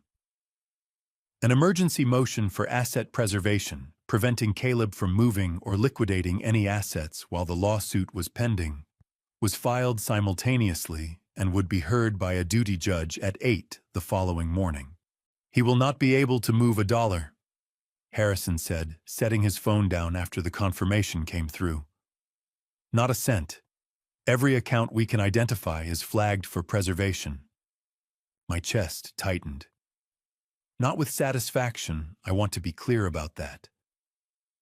There is a particular kind of pain that comes from doing something necessary that you wish had never become necessary, and that was what I felt at 12:30 in the morning, sitting in the room where I had read contracts and built a company, and occasionally, in the early years, slept on the floor because there was no time to drive home. I felt the weight of it like a physical thing pressing against my sternum. "Harrison," I said. He looked up from his laptop. "The scholarship fund," I said. "Make sure the annual disbursements are not affected by any of this. The children who receive those grants have nothing to do with tonight." Harrison's expression softened by a fraction, the smallest concession his professional composure ever allowed itself. "Already separated," he said. "The fund is in a completely independent trust. Nothing that happens tonight touches it." I nodded. "Good." At 2 in the morning, Harrison drafted the formal notification to Sterling Global's board of directors, informing them of Caleb's termination and the pending civil litigation and the appointment of an interim executive committee to manage operations until a permanent leadership structure could be confirmed. The notification went out at 2:15, and I knew that within the hour every board member's phone would be lighting up. At 3:45, I sat down at my desk and uncapped my pen and pulled the final document toward me. It was the trust amendment, the one that formally activated Aidan Reeves's position as the primary beneficiary of the Sterling Global Trust, with Harrison Pike named as independent administrator until Aidan's 25th birthday. I held the pen over the signature line, and I felt very suddenly, and with very little warning, the full weight of everything the evening had contained come down on me at once. The pain in my shoulder, the dried blood on my lip, the sound Caleb had made when the last of his certainty had given way, the image of my son's face destroyed and unrecognizable, and still underneath all of it, the face of the boy who had carved a boat and promised to build big ships. My hand trembled slightly over the page, just once. Then I pressed my pen to the paper and signed my name in the deliberate, unhurried script I had used on every significant document of my life. And the thing was done. "That is everything," Harrison said quietly. I capped my pen and set it down and looked at the harbor through my study window. The sky over the water was beginning to lighten at its edge, not sunrise yet, but the first suggestion of it, the dark beginning to separate from the dark in the way it does in the hour before dawn when the world is deciding whether to continue. "Go home, Harrison," I said. "Get a few hours of sleep. You have done good work tonight." He gathered his papers without argument. At the door he paused and looked back at me. "Arthur," he said, "for what it is worth, I think you gave him every chance a man could give."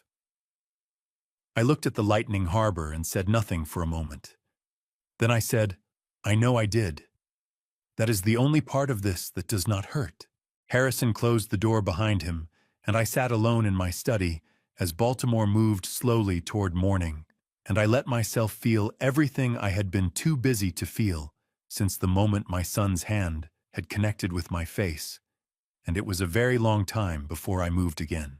I slept for 3 hours on the couch in my study, which is not something I would recommend to anyone, but which I have done enough times in my life that my body accepts it without complaint. When I woke at 7:15, the harbor was fully lit, and my shoulder had stiffened overnight into something that made putting on a fresh shirt a careful and unpleasant exercise. I made coffee. I sat at my desk, and I waited for Harrison's first report. He called at 7:42. I am going to tell you what he told me, because I believe you deserve to know the full accounting of what that morning looked like. Harrison keeps detailed notes of everything. It is one of the qualities that has made him invaluable to me for 3 decades, and what follows is drawn from those notes and from the reports his process servers filed with the firm before noon. The process servers arrived at Caleb and Isabella's house in Roland Park at 7:03 in the morning. There were 2 of them, both experienced, both professional, carrying a sealed envelope that contained the termination notice, the civil lawsuit filing the asset preservation order, and a formal letter from Harrison's firm outlining Caleb's legal obligations and rights. They rang the doorbell twice. Caleb answered the door in the clothes he had worn the night before. He had not slept. His eyes were swollen and red-rimmed, his hair disheveled, his dinner jacket hanging open over a shirt that had come untucked. He looked, according to the process server's report, like a man who had been sitting in a dark room for several hours, waiting for something bad to arrive, and had not quite managed to prepare himself for it, regardless. He took the envelope. He opened it on the doorstep. The process server reported that he read the first page twice, then the second, and then his hands began to shake so visibly that the papers rattled audibly in the morning quiet of the street. "This isn't right," he said, and his voice was hoarse and cracked at the edges. "This can't be right. There has to be a mistake." "There is no mistake, Mr. Sterling," the process server said. "You will find the contact information for the filing attorney on page 4. Caleb tried to call Harrison at 7:12. Harrison did not answer on my instructions because there was nothing left to negotiate, and I saw no purpose in prolonging what needed to be understood rather than argued. He tried his own attorney at 7:15. His attorney, a man named Gerald Forsyth, who had represented him on several business matters over the years, answered and listened, and then said with the careful precision of a man removing himself from a situation that the matter was significantly outside his area of expertise and that he would be referring Caleb to a litigation specialist. He did not call back. At 7:45, Caleb drove to Sterling Global's headquarters on Harbor Boulevard. His keycard, which had been deactivated by Barbara Crane at 11:59 the previous night, did not open the parking garage gate. He parked on the street and walked to the main entrance. The security guard on duty, a man named Robert, who had worked the morning shift for 11 years, and who knew Caleb by name and had always greeted him with genuine warmth, stepped forward as he approached the door. "Oh, Mr. Sterling," Robert said, and his voice was kind in the particular way of people who are doing something difficult and know it. "I'm sorry, sir. Your access has been revoked. I can't let you in." Caleb stared at him. "Robert," he said. "Robert, you know me. I've worked here for 10 years. "I know, sir," Robert said. "I'm sorry. I have my instructions." Caleb stood on the sidewalk outside the building he had walked into every morning for a decade, and according to the security log, he remained there for 11 minutes before getting back in his car. He drove home.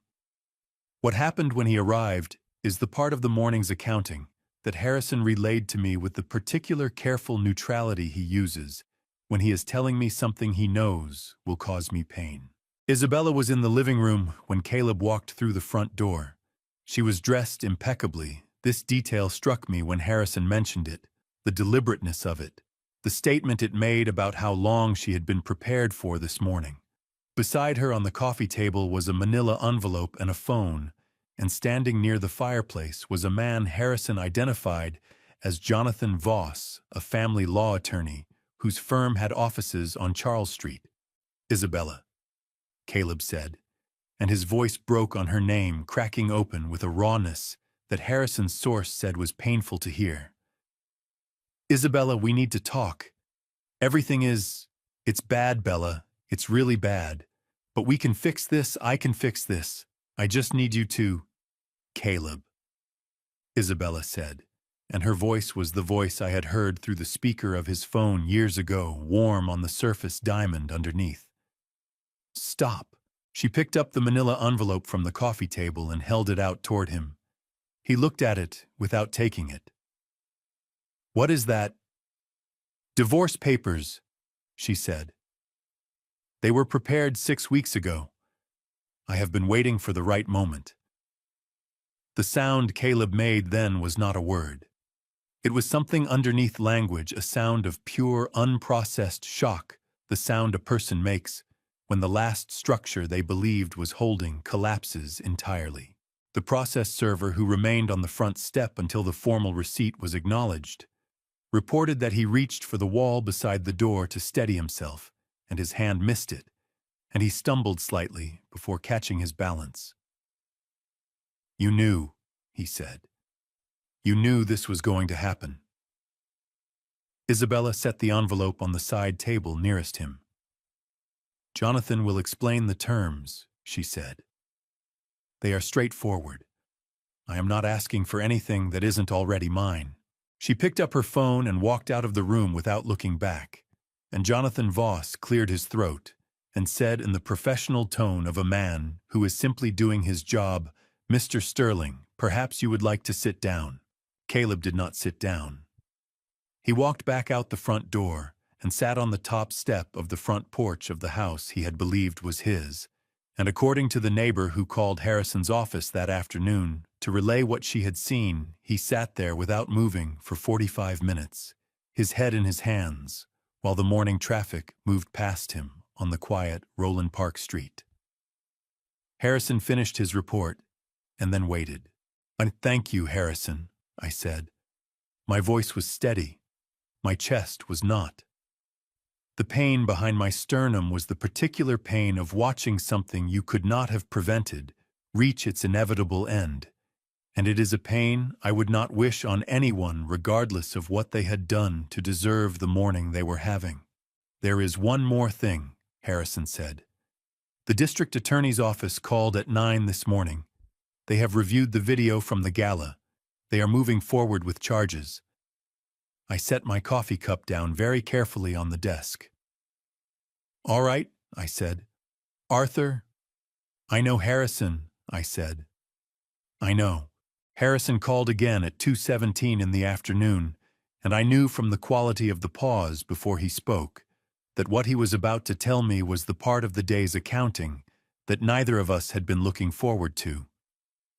"The Baltimore Police Department made the arrest at 1:45, he said. "2 detectives from the Criminal Investigations Division. They went to the Roland Park address." He was still there. I put the phone down on the desk for a moment. Not to end the call, I kept the line open, but because I needed both hands free to press against the edge of the desk and breathe through what I was feeling, which was not the satisfaction of a man whose plan had succeeded, but the particular nauseating grief of a father watching the worst possible outcome of a story he had spent 10 years trying to prevent. I picked the phone back up. "Go ahead," I said.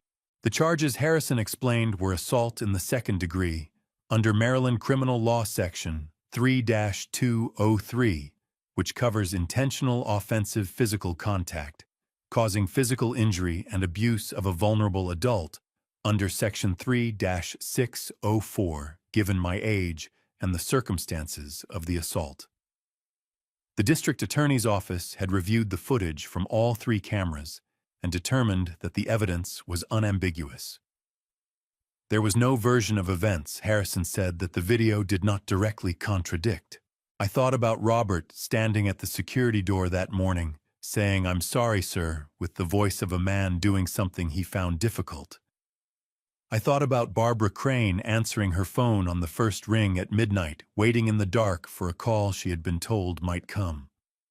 I thought about all the people who had been watching my son for years, the way you watch a storm that is moving towards something you love, hoping it changes course, knowing it will not. How did he respond to the arrest? I asked. Harrison was quiet for a moment. According to the arresting officers, he did not resist. He asked if he could make a phone call first. They allowed it. He called Isabella's number. She did not answer. My eyes closed briefly. My throat tightened with a pain that had nothing to do with the cut on my lip. "But he asked about you." Harrison continued, and his voice was careful now, the way it gets when he is delivering information he is not certain I want. While they were processing him, he asked the duty officer if his father had been the one to file the complaint. What did the officer tell him? The truth. That the district attorney had initiated the charges independently based on the video evidence. That you had not filed a personal complaint. I stood up from my desk and walked to the window. The harbor was doing what it always does, moving indifferent constant. A tugboat was pushing a container ship slowly through the main channel, and the ship's wake spread outward in a long, gradual V that reached both banks and dissolved. "Where is he now?" I asked. "Central booking on Wabash Avenue," Harrison said. "He will be held overnight pending a bail hearing tomorrow morning." His court-appointed attorney, Gerald Forsyth, declined the case formally. At noon is a public defender named Angela Torres. She is apparently quite good. "Make sure she has everything she needs," I said. Harrison paused. "I'm sorry."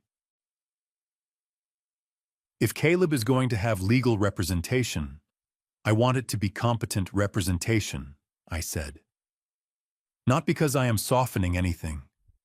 The charges stand. The civil suit proceeds. But I will not have my son represented badly because the people who should have stood by him have already decided he is not worth their time. Arrange for an anonymous contribution to cover a private attorney if Ms. Torres agrees to take the case at that rate." There was a long pause on Harrison's end of the line. Long enough that I said, "Harrison." "I'll arrange it," he said, and his voice had something in it that it does not usually have. Something that sounded, if I am being accurate, like the sound a man makes when he has just been reminded why he has worked for someone for 30 years. We talked through the procedural details for another 20 minutes. The bail hearing, the civil suit timeline, the board notification responses that had been coming in all morning, the media coverage that had already begun spreading through the business press and the general news channels. The footage from the gala had been viewed by Harrison's count approximately 300,000 times by mid-afternoon, and that number was climbing. When we had covered everything that needed to be covered, Harrison said, "There is one more item. I have been holding it because I was not certain of the timing, but I think the timing is now." "Tell me," I said. "The photograph," Harrison said. "The one we discussed. Caleb's public defender has made contact with my office. Standard procedure, she is building her understanding of the case. She asked if there was anything I wanted her client to have. I turned away from the harbor window and looked at the photograph on my desk, a 5x7 print, taken 6 months earlier in Providence of a small boy in a red sweater, standing in front of a harbor with his face turned toward the water. Aiden's profile. His dark curling hair. His mother's chin. And in the set of his shoulders and the particular way he held his head when he was thinking about something an echo of a man I had known for 72 years. I had been looking at that photograph every morning for 6 months. It had been the first thing I saw when I sat down at my desk, and the last thing I looked at before I left the room. "Send it," I said. "With a note from me. One sentence." "What sentence?" Harrison asked. I looked at the boy in the red sweater standing at the water's edge, and I thought about everything Caleb had thrown away and everything he had not yet understood he had lost. And I said, "Tell him this is what you gave up everything for. Not a company. Not a title. This." Harrison wrote it down. I heard his pen moving across the paper. "I'll have it delivered to the facility before 5, he said. "Good," I said. "And Harrison, call me when you have confirmation that he received it." I put the phone down and sat in my study as the afternoon light moved across the harbor, and I thought about my son sitting in a cell on Wabash Avenue reading a single sentence above a photograph of the child he had never known existed, and the pain of it was so large and so quiet that I sat with it for a very long time without moving the way you sit with things that are too heavy to carry but too important to put down.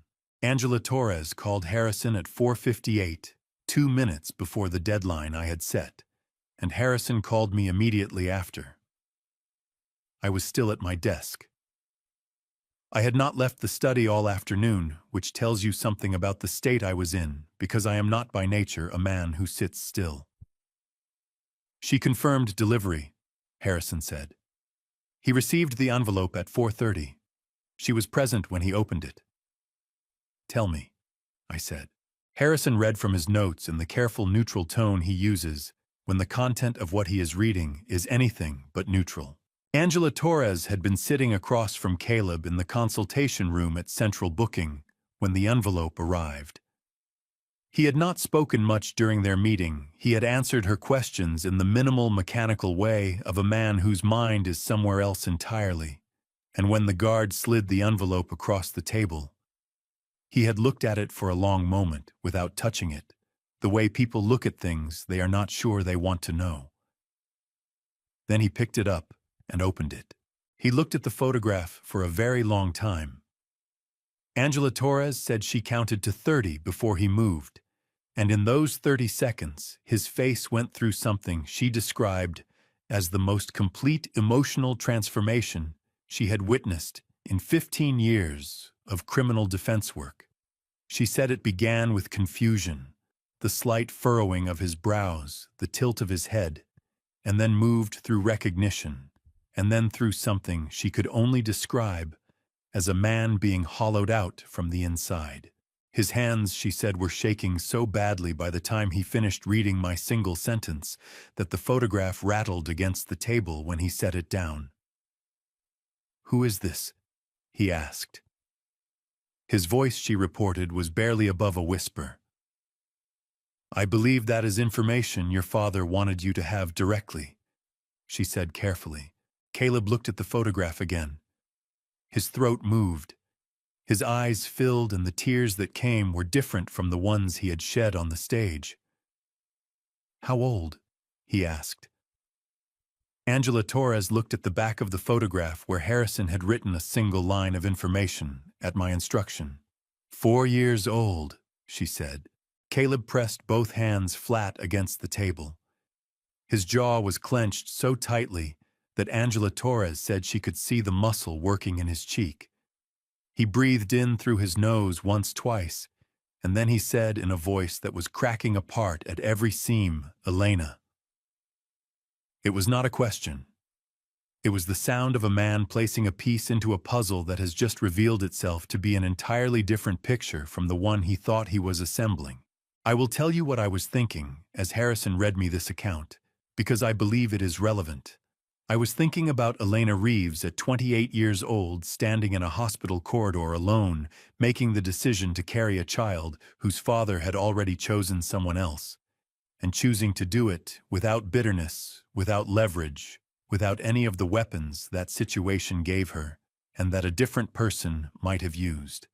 I was thinking about the 5 years she had spent in that small house in Providence, raising a boy with her mother's eyes and his father's jawline, teaching him to be kind and curious and unafraid, while his father spent those same 5 years hollowing himself out in the service of people who did not love him. He asked about her. Harrison continued. He asked if she was all right. He asked if she had needed anything. What did Torres tell him? She told him that to the best of her knowledge, Elena Reeves was well and self-sufficient, and that the child was healthy and thriving. Caleb had put his face in his hands at that point. Angela Torres sat with him without speaking, which I thought showed considerable professional wisdom, and after several minutes, he lifted his head and looked at the photograph again and said, "He looks like my father." I had to set the phone down again when Harrison said that. Just for a moment. Just long enough to press my fingers against my eyes and breathe through the tightening in my chest that came with the understanding that my son, in the worst moment of his life, sitting in a cell on Wabash Avenue with charges pending and everything gone, had looked at a photograph of his son and seen me. I picked the phone back up. "There is something else," Harrison said. Before Torres left, Caleb asked her to find out about a scholarship fund. He said he had seen the name on one of the civil suit documents. He wanted to know what the Caleb Sterling Aspiration Fund was. I looked at the harbor through my study window. A light rain had begun during the afternoon, and the water was dimpled with it, the surface broken into 1,000 small circles that appeared and disappeared and were replaced by new ones before the old ones had fully closed. "What did Torres say?" I asked. "She told him she would look into it," Harrison said. "She asked me about it when she called.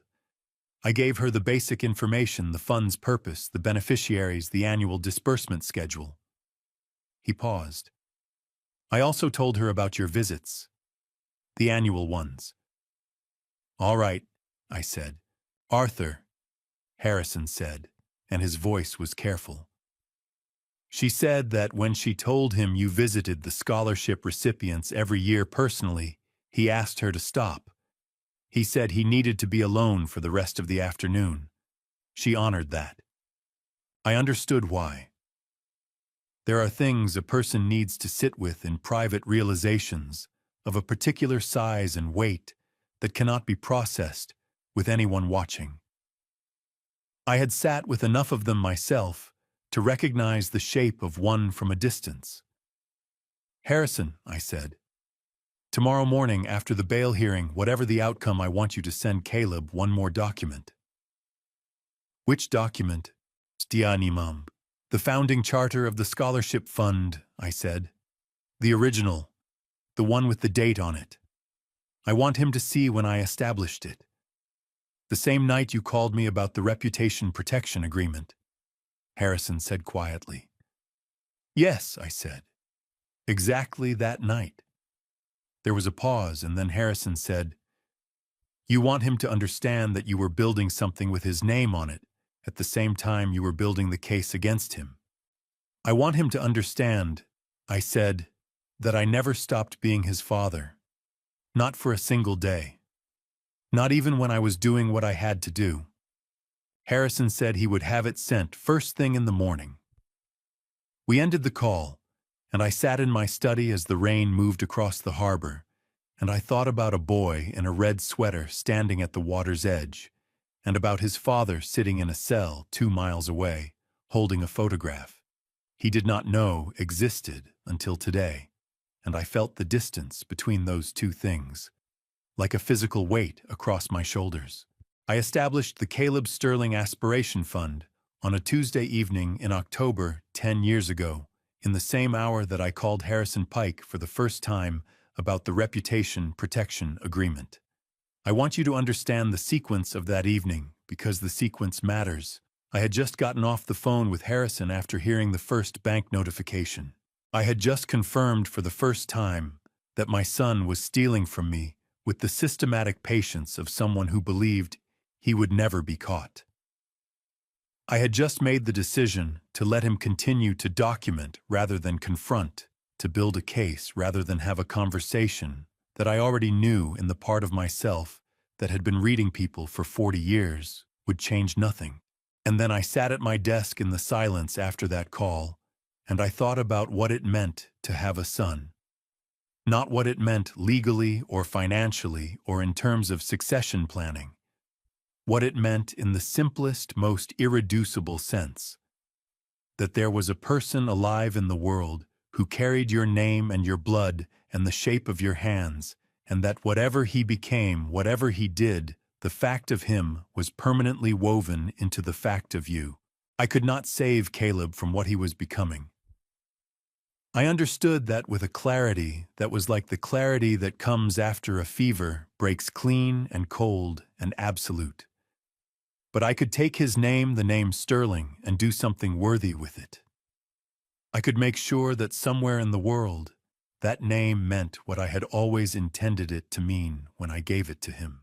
The fund was simple in its structure.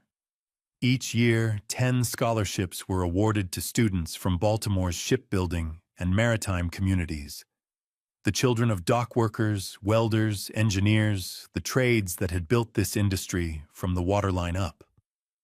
Priority was given to students who had lost a parent, because I understood what it was to grow up with that particular gap in the architecture of your life. The scholarship covered full tuition housing and a modest living allowance for 4 years of undergraduate study, with a renewable graduate component for students who demonstrated exceptional commitment. I named it after my son, because I wanted the name Caleb Sterling to be associated somewhere in the world with the opening of doors rather than the closing of them. I wanted there to be people walking through their lives, becoming engineers, becoming navigators, becoming people of substance and contribution, who had gotten there partly because of a name that its owner had been in the process of disgracing. In the 10 years since I established the fund, I had personally attended the annual awards ceremony every October without exception. I did not announce my attendance in advance. I arrived quietly, sat in the back row, and watched the recipients receive their awards. And afterward, I spent time with each of them individually, asking about their studies, their families, their plans. I brought nothing with me but my attention and my time, which are the two things I have always believed matter more than money, even when the money is substantial. There was a young man named Marcus Webb, not the attorney, a different Marcus entirely, who received the scholarship 8 years ago, the son of a welder from Dundalk, who had died of a heart attack when Marcus was 14. He had come to the ceremony in a suit that was slightly too large for him and shaken my hand with both of his and said with a directness that reminded me painfully of the son I was in the process of losing, "Mr. Sterling, I am going to make sure this means something. I promise you that." I had believed him. And I had been right to believe him, because Marcus Webb was now a marine engineer at a firm in Annapolis, the first person in his family to hold a professional degree. With a daughter of his own named Catherine, a coincidence that had made me catch my breath when he told me at the most recent ceremony, with his hand resting on his little girl's shoulder, and his eyes bright with a pride that was entirely his own. He had sent me a letter the previous Christmas. It was 3 pages long, handwritten on plain white paper, and it described in careful, honest detail what the scholarship had meant to his life and to his family's life, and to the life of his daughter, who was 4 years old, and had recently announced her intention to become a ship captain. He signed it with gratitude from a boy who had nothing but was given a name to live up to. I had read that letter 4 times. It was in the top drawer of my desk, where I had put it on the day it arrived, and where it had remained. Harrison called at 9 the following morning after the bail hearing with Caleb's response to the founding charter. "Torres says he read it 3 times, Harrison said. He kept looking at the date. She said he asked her twice to confirm it was correct. What did he say? I asked. Harrison paused in the particular way he pauses when he is about to tell me something that he knows will matter to me in ways that are difficult to measure. He said, and I am quoting directly from Torres's notes, he was building something good with my name while I was destroying everything else. How does a person live with that? The words hit me somewhere deep in the chest, in the place where the grief of the past several days had been accumulating like water behind a dam. My eyes burned suddenly and sharply, the way they do when you have been holding something in for long enough that your body decides to override your intentions. I pressed my fingers against the bridge of my nose and breathed through it, and did not cry because I had not cried since Catherine's funeral, and I did not intend to start now. But it was closer than it had been in a very long time. Torres also said, Harrison continued carefully, that after he said that he sat quietly for several minutes, and then he asked her one question. He asked whether the boy in the photograph, Aiden, knew anything about him. What did she tell him? I asked. She told him the truth, that to her knowledge the boy did not yet know who his father was, that decision had not yet been made. I stood up from my desk and walked to the window. The rain from the previous afternoon had cleared overnight, and the harbor was sharp and bright under a pale autumn sky, the water moving in long, slow swells that caught the morning light and broke it into pieces. Harrison, I said, when Caleb is released, whenever that is, however long it takes, I want you to give him one more thing from me. Not a document, not a legal filing. What? Harrison asked. An address, I said. Elena's address in Providence, and a note that says, she does not owe you anything, neither does he. But if you become someone worth knowing, the door is not permanently closed. That decision is yours to earn. Harrison wrote it down. I heard his pen moving slow and deliberate, the way it moves when he is writing something he understands is important. You are giving him a way back, he said. I am giving him a direction, I said. Whether he walks toward it is entirely up to him. I have spent 10 years doing things that were entirely up to me. This part is his. I turned away from the window and looked at the photograph of Aiden on my desk, the boy in the red sweater, face turned toward the water shoulders, set with the unconscious confidence of a child who has been loved well and knows it. And I felt for the first time since the night of the gala, something that was not grief or anger or exhaustion. It was something quieter than all of those. Something that had been waiting underneath them all along, patient and unhurried, the way the harbor is patient and unhurried beneath everything built along its edges. It was, I realized, the first small movement of hope. The drive to Providence always took me 2 hours and 14 minutes. I knew that because I had made the trip 11 times in the past 3 years, always alone, always in the early morning before the Baltimore traffic thickened into something unbearable. I would leave my house on Chesapeake Lane at 5:45, stop once at a gas station near the Delaware border for black coffee and a granola bar I never fully ate, and arrive at Elena Reeves's front door on Whitfield Street just as the neighborhood was waking up. This morning was different. This was the first time I was arriving not as a quiet guardian slipping in and out before the rest of the world noticed, but as a grandfather who had just watched his son be arrested on the 11 o'clock news. Harrison had offered to drive me. I told him no. Arthur, he had said over the phone, his voice carrying that particular weight he reserved for moments when he believed I was making an emotional decision disguised as a practical one. You haven't slept. You have a bruised shoulder and a split lip that probably needs stitches. Let me send a car. I need the drive, I told him. I need to think. 2 hours is a long time to think about something that's already done. That's exactly why I need it, I said, and hung up before he could argue further. Elena answered the door before I knocked. She must have heard the car pull up, Or perhaps she had been watching from the window, I never asked which. She stood in the doorway in a gray cardigan and dark jeans, her dark hair pulled back loosely, her expression carrying something that was not quite relief and not quite grief, but lived somewhere between the two. "I saw the news," she said. Her voice did not waver, but her eyes were red at the edges, the kind of red that comes from crying quietly, so that a 5-year-old sleeping down the hall cannot hear. "I know," I said. "I'm sorry you had to see it that way." She stepped aside to let me in without another word, which was one of the things I had always respected most about Elena Reeves. She did not perform her emotions. She felt them fully and privately, and then she moved forward. The house smelled like coffee and crayon wax, and something faintly sweet, a candle perhaps, or the remnants of the blueberry muffins she sometimes baked on Sunday mornings. I had learned the rhythms of this house slowly, visit by visit, the way you learn the tides of an unfamiliar harbor. She poured me a cup of coffee without asking, and set it on the kitchen table, then sat across from me with her own. "How bad is it?" she asked. "For Caleb."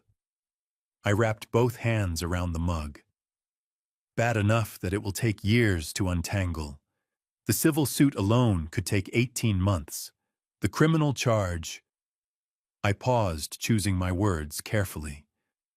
"The DA is moving forward. The video is everywhere." Elena closed her eyes briefly. When she opened them again, they were steady. "And Aiden. That's why I'm here." I reached into the inside pocket of my jacket and removed a sealed envelope. It was thick, 31 pages, though it did not look it from the outside. Elena took it from me, slowly turned it over, read her name printed on the front in Harrison's careful handwriting. "What is this?" she asked. "The trust documents," I said. "The original filing, the beneficiary designation, the terms of administration, and the amendment I signed at 3:45 this morning." I watched her face carefully. "Aiden is the primary beneficiary of the Sterling Legacy Trust. Harrison Pike is the named administrator until Aiden turns 25, at which point full control transfers to him." Elena set the envelope down on the table very carefully, the way you set down something you are afraid of dropping. "Arthur." Her voice cracked on the second syllable of my name. "I want you to read every page," I said. "I want you to have your own attorney review it. I want you to understand exactly what it says and ask every question you have, and then I want you to keep it somewhere safe." Her eyes filled. She pressed her lips together hard, fighting it, and then the tears came anyway.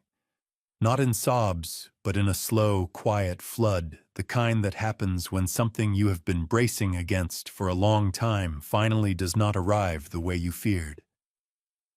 "I never asked you for this," she said. "I know. I never wanted Aiden to be a pawn in—" "He isn't," I said firmly. "He never was. That is the entire point." She wiped her face with the back of her hand and let out a long, uneven breath. "You could have done this quietly. A wire transfer. A letter from a lawyer. You didn't have to come." "I wanted to come," I said. "I wanted to look you in the eye and tell you myself that this boy will never want for anything that is within my power to give him." We heard him before we saw him, a small thunder of feet in the hallway, and then Aiden appeared in the kitchen doorway in dinosaur pajamas, his dark hair flattened on one side from sleep, clutching something under his arm. "Grandpa Arthur," he said with the absolute certainty of a child who has never once doubted whether he was loved. He crossed the kitchen at a run and collided with my legs, and I wrapped my arms around him and felt something unknot in my chest that I had not even realized was tied. "Good morning, Captain," I said into the top of his head. He pulled back and held up what he had been carrying. It was a boat, small, roughly shaped, built from popsicle sticks and wood glue, and painted an uneven navy blue with a white stripe along the hull that wandered slightly at the bow. It had a small paper sail taped to a toothpick mast, and on the side in Elena's careful handwriting, because Aiden had not yet mastered letters, was a single word, sterling. "I made it!" Aiden announced with enormous gravity. "It took 4 days. Mom helped with the glue part because the glue is hot, and I'm not allowed to do the hot part yet." My throat tightened. I took the boat from him with both hands and turned it over slowly, examining every imperfect joint, every lopsided plank, every drop of dried glue that had spilled over the edge of the hull and hardened into something permanent. "It's the finest ship I have ever held," I told him, and I meant it completely. Aiden beamed that particular beam of a child who has worked hard on something and been told by someone whose opinion matters to him that the work was worth it. Then he tugged my sleeve and said, "Are you going to put it in your safe like the other one?" I looked up at Elena. She was watching us from across the table, her coffee forgotten, her eyes still bright. She gave me a small nod she had told him then. "Not everything, but enough." "Yes," I said to Aiden. "Right next to the other one, where it will be safe." He seemed deeply satisfied by this answer, and immediately began explaining to me at considerable length and with great technical detail the engineering decisions he had made in constructing the vessel. I listened to every word. Elena watched us and did not say anything at all.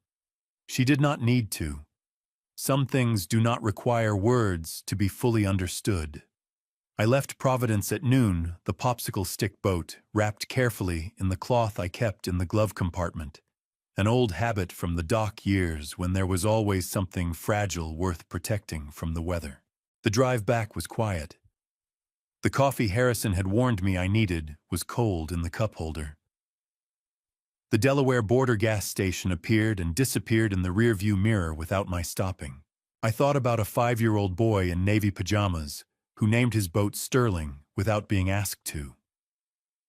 I thought about a woman who cried quietly so her son could not hear, who read 31 pages of legal documents without flinching, who had raised a good child alone and without complaint, in a house that smelled like blueberry muffins and crayon wax. I thought about what Harrison had said to me the night before, just before I signed the trust amendment. "You know you didn't have to put his name on it," he had said, meaning the fund, meaning Caleb. "Yes, I did," I had told him. A man should leave something behind that outlasts his worst moment. I was not sure in that moment whether I was talking about Caleb or about myself. Perhaps it did not matter. Perhaps that was precisely the point. The 2 boats were still on the desk. When I came back to the study, the red one and the navy one exactly where I had left them. I did not turn the lamp on. I sat down beside them in the dark and let my hand rest near the bow of the red one without touching it. My shoulder ached. My lip was tight where it had crusted over. I had been awake for 36 hours, and I did not feel the least bit like sleeping. I pressed my thumb gently against the curve of Caleb's keel and felt the old grief move through me. Not the sharp, sudden kind that had come when Catherine died, but the long, slow kind that lives in the bones and surfaces only when you are still enough to feel it. The grief of watching a child become someone you no longer recognize. The grief of knowing that somewhere in that transformation, there are choices you made that contributed to the distance, and being unable to go back far enough to change them. I had been a good provider. I had been present at dinner school events, little league games, where Caleb played third base and dove for grounders with a reckless commitment that made me quietly proud. But I had also been, in the years after Catherine died, a man who buried himself in work, because work was the one place where grief could not follow him past the office door. Caleb had grown up beside a man who was excellent at building companies and considerably less practiced at building the kind of stillness a boy sometimes needs from his father. I had known this for a long time. I had not always known what to do with the knowing. My phone buzzed at 8:47 in the evening. Harrison. "Tell me," I said. "Bail hearing is set for Thursday morning," he said, his voice steady and professional. "Judge Randolph Hale, Baltimore City Circuit. The DA is opposing bail. A private defense attorney named Daniel Garrison has entered his appearance for Caleb. Forsyth referred him. Apparently he called in a favor." "Forsyth is competent," I said. "Better than competent. He'll push for personal recognizance." Harrison paused. "Arthur, there's something else." "Go ahead." "Angela Torres delivered the photograph and the charter to Caleb this afternoon. He spent 2 hours with them." A shorter pause. "He asked her to send you something. A letter, handwritten, 3 pages. I straightened in my chair. "Send the original, by courier. I want to read it the way he wrote it." A beat of silence. Then Harrison said quietly, "I think that's right." Harrison. I reached out and placed 2 fingers lightly on the bow of Caleb's red boat. The paint was cool under my fingertips, worn smooth by 30 years of occasional touch. "How many pages did you say?" 3, Harrison said. "But the last page is mostly blank. There are only 3 words on it." My chest tightened. My fingers did not move from the bow of the boat. "I'll be here," I told him. "See, I know," Harrison said. "Good night, Arthur." "Good night." I sat in the study for a long time after that, the lamp throwing its small circle of light across the wood. 2 boats on a desk. 30 years between them. 3 words on the last page of a letter that had not yet arrived. I reached over and turned off the lamp. In the dark, I sat with all of it. The grief and the anger and the stubborn, unreasonable love that had never once asked my permission before arriving, and I waited for morning. The letter arrived on a Wednesday. A young paralegal named James Whitfield delivered it by hand at 9:17 in the morning, holding the envelope with both hands, the way you carry something when you understand without being told that what you are holding matters. "Mr. Sterling," he said simply. I closed the door and stood in the hallway for a long moment. Caleb's handwriting was on the front, my name, my address in the deliberate cursive he had developed in the 4th grade and never quite abandoned. I had read thousands of documents in my life. I had never once needed to steady myself against a wall before opening one. I went to my study and placed the envelope between the 2 boats on my desk, the red one and the navy one, before I broke the seal. The letter was 3 pages handwritten on yellow legal paper in blue ink. Dad. I have started this letter 11 times. I am not going to ask you to drop the charges. I am not going to ask you for anything, because I have spent 3 days reading the charter of a scholarship fund that carries my name and understanding for the first time what it means to ask for nothing in return. I pressed my knuckles hard against my mouth until the tightening in my throat eased enough to continue. The honest answer is that I knew Elena was pregnant. Isabella told me the child wasn't mine. I believed her because I wanted to.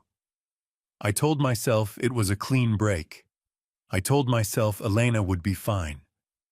I was a coward. I want you to know that I know that. The second page was harder. Caleb wrote about the early mornings at the Baltimore Yard, a boy in a hard hat 3 sizes too large sitting on the dock while I walked the ships with the engineers. He wrote that those mornings were the happiest of his childhood. Not the birthdays, not Christmas. The dock mornings, the cold air, the diesel smell, and the feeling of being beside his father while his father was doing something that mattered. I don't know when I stopped wanting to be next to you, and started wanting to replace you instead. They were not the same thing. I understand that now. My eyes burned. I let them. The third page had very little on it. One paragraph, then 3 words centered on an otherwise blank page. I am not asking for forgiveness. I haven't earned that yet. But I would like to find out if the person I used to be is still recoverable. Whatever you decide, I understand. Caleb, and below that? Alone in the center of the page, I am sorry. I set the letter down between the 2 boats. I looked at the red one and the navy one, each imperfect, each made with the same stubborn, inarticulate love. Then I reached for my phone and called Elena. Because some things cannot be finished alone, and because a 5-year-old boy in Providence was waiting with a caterpillar in a jar and a hand outstretched to show his grandfather the most important thing in the world. The ships were never the point at all. I have told you this family story not because I am proud of every chapter in it, but because the chapters we are most ashamed of are often the ones most worth telling. I am 72 years old. I built a company with my hands and nearly lost my son with the same ones. These grandpa stories are never just about the victories, they are about the long, quiet failures that happen inside a home when a father chooses work over presence one too many times. If this family story has taught me anything, it is that a man can construct an empire and still fail to build the one thing that matters most, a place where the people he loves feel safe enough to stay. Do not be like me. Do not wait until the damage is done before you put down the work and sit with your child. Do not mistake providing for presence. The harbor will always be there. Your children will not always be 7 years old with sawdust on their shoes. I am not a perfect man, but I have learned that God does not promise us easy families. He promises us the strength to keep showing up for them. Some days that promise is the only thing I hold on to. If these grandpa stories moved something in you, if somewhere in this family story you recognized a father, a son, or a version of yourself still worth recovering, leave a comment and tell me. Share this with someone who needs to hear it today. And if you believe love is always worth the long, hard work of rebuilding, subscribe so we can keep telling these stories together. Thank you for staying until the very end. It means more than you know. A gentle note. Some stories ahead contain fictional elements built for reflection and human understanding. If that is not what you are looking for, we understand completely, and we are grateful for every moment you have shared here.